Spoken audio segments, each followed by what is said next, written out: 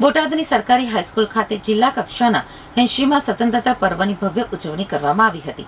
આ પ્રસંગે બોટાદના પ્રભારી મંત્રી અને શિક્ષણ મંત્રી રીવાબા જાડેજાએ ધ્વજવંદન કરી રાષ્ટ્રધ્વજને સલામી આપી હતી। બોટાદની સરકારી હાઈસ્કૂલ ખાતે જિલ્લા કક્ષાના 80મા સ્વતંત્રતા પર્વની ભવ્ય ઉજવણી કરવામાં આવી હતી। આ પ્રસંગે બોટાદના પ્રભારી મંત્રી અને શિક્ષણ મંત્રી રીવાબા જાડેજાએ ધ્વજવંદન કરી રાષ્ટ્રધ્વજને સલામી આપી હતી। ધ્વજવંદન બાદ શિક્ષણ મંત્રી રીવાબા જાડેજાએ બોટાદ જિલ્લાના નાગરિકોને સ્વતંત્રતા પર્વની શુભેચ્છાઓ પાઠવી હતી। આ પ્રસંગે શિક્ષણ મંત્રી, જિલ્લા કલેક્ટર અને એસપી દ્વારા પોલીસ પરેડનું નિરીક્ષણ કરવામાં આવ્યું હતું। ઉજવણી દરમિયાન વિવિધ કૃતિઓ રજૂ કરતા ટેબ્લોનું પ્રદર્શન યોજાયું હતું। વિવિધ શાળાના વિદ્યાર્થીઓ દ્વારા દેશભક્તિ અને સાંસ્કૃતિક કાર્યક્રમો રજૂ કરાયા હતા।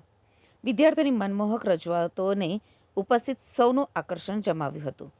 તો જિલ્લા કક્ષાના આ ભવ્ય કાર્યક્રમમાં ધારાસભ્ય શંભુનાથજી ટુંડિયા, ધારાસભ્ય ઉમેશ મકવાણા, જિલ્લા પંચાયત પ્રમુખ પાયલબેન મથોડિયા સહિત અનેક આગેવાનો અને અધિકારીઓ ઉપસ્થિત રહ્યા હતા।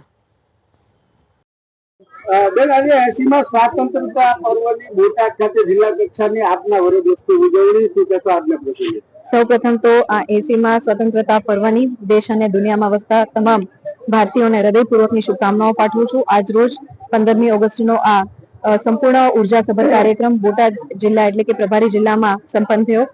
ખૂબ સારી રીતના જિલ્લા વહીવટી પ્રશાસન, પોલીસ ડિપાર્ટમેન્ટ અને સર્વે ટીમો દ્વારા શિક્ષણ વિભાગને સાથે રાખીને આ કાર્યક્રમ છે એ ખૂબ સરસ રીતે ઉત્કૃષ્ટતાથી વિવિધ કૃતિઓ સાથે અહીંથી રજૂ કરવામાં આવ્યો। રાષ્ટ્રધ્વજને સલામી અને છેલ્લે અંતમાં વૃક્ષારોપણની સાથે આ કાર્યક્રમ છે પૂર્ણ થયો છે। હું આપ સૌ નગરજનોને પણ આપના માધ્યમથી, આ મંચના માધ્યમથી હૃદયપૂર્વકની શુભકામનાઓ પાઠવું છું।